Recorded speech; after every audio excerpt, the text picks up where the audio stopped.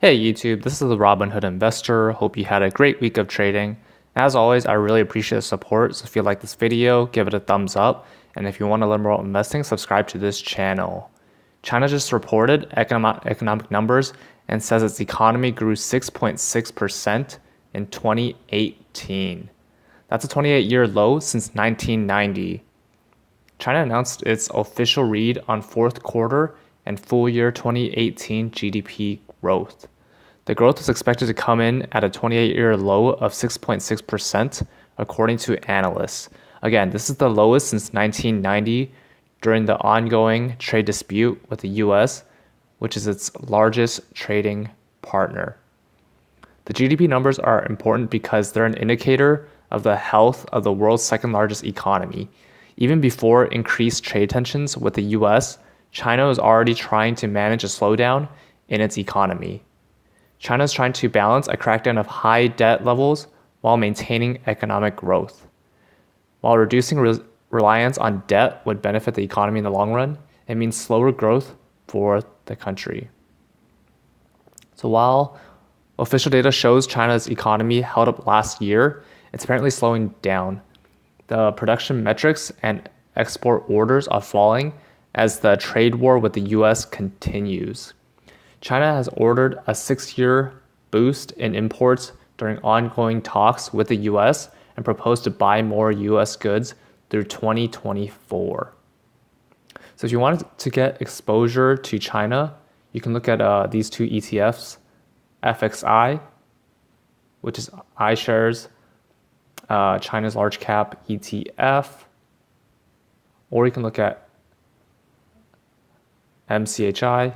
It's another iShares ETF. So let me go to Seeking Alpha. You can see the actual holdings. So ticker symbol FXI. So if you look at the strategy, it's the iShares China 25 index, and it's invested in some of the largest Chinese companies.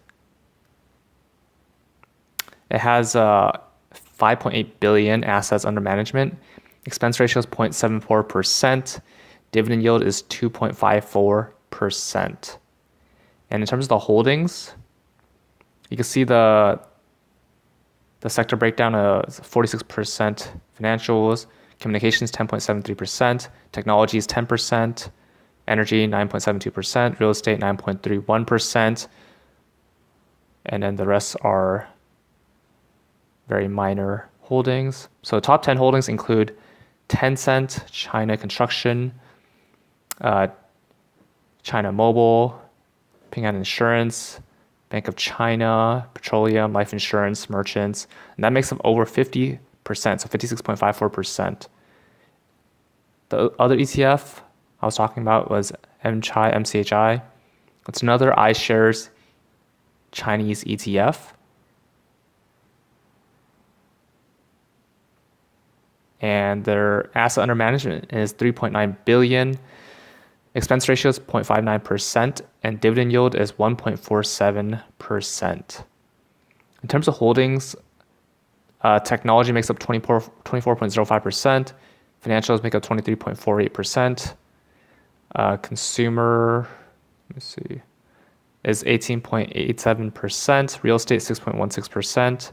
Communications not 5.61%. Industrial is 5.28%. And then if I scroll down a bit, tech makes up a larger chunk of this ETF, which includes Tencent. It's kind of like the Facebook of China. They have a lot of social media platforms.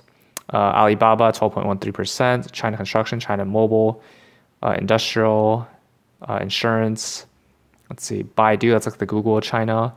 Bank of China, CNOOC, and NetEase. So that makes up over 50%, so it's 52.17%. So that's all for this video. What are your thoughts on the China's GDP numbers? Comment down below. If you like this video, give it a thumbs up. And if you want to learn more about investing, subscribe to this channel. See you in the next video.